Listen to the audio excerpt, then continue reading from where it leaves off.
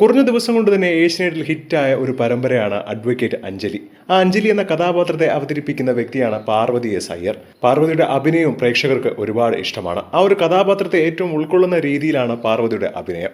ഈ അടുത്തിടെയായിരുന്നു പാർവതിയുടെ വിവാഹം കഴിഞ്ഞത്. വിവാഹ ചിത്രങ്ങളും വിശേഷങ്ങളുമെല്ലാം സോഷ്യൽ മീഡിയയിൽ നിമിഷ നേരം കൊണ്ടാണ് വൈറലായി മാറിയത്. സ്ക്രീനിൽ താനാണ് വക്കീലെങ്കിൽ ജീവിതത്തിൽ ഭർത്താവായ അനൂപാണ് അഡ്വക്കേറ്റ്.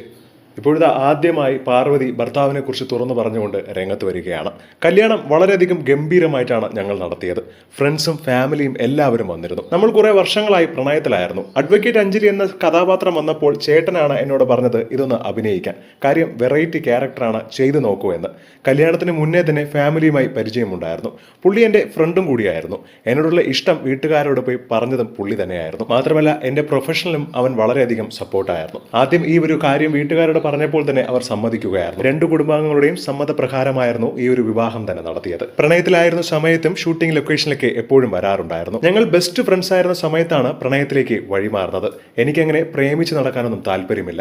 വിവാഹത്തിലേക്ക് കടക്കാം എന്നായിരുന്നു അനൂപ് പാർവതിയോട് പറഞ്ഞത്. ആദ്യമായി തന്നോട് ഇഷ്ടം പറഞ്ഞപ്പോഴും തനിക്കും അങ്ങോട്ട് തിരിച്ച് ഇഷ്ടമായിരുന്നു. കാരണം ഞങ്ങൾ തമ്മിൽ ഒരേ വൈബും മാത്രമല്ല എന്നെ അത്രത്തോളം മനസ്സിലാക്കുകയും ചെയ്യുന്ന ഒരു വ്യക്തിയായിരുന്നു. അതുകൊണ്ടാണ് അയാളെ ഒരിക്കലും വിട്ടുകളയേണ്ട എന്ന് തനിക്ക് തോന്നിയത്. ഈ അടുത്തിടെ നൽകിയ അഭിമുഖത്തിലാണ് പാർവതി തന്റെ ഭർത്താവിന്റെ കാര്യങ്ങളെക്കുറിച്ച് തുറന്ന് സംസാരിക്കുന്നത്.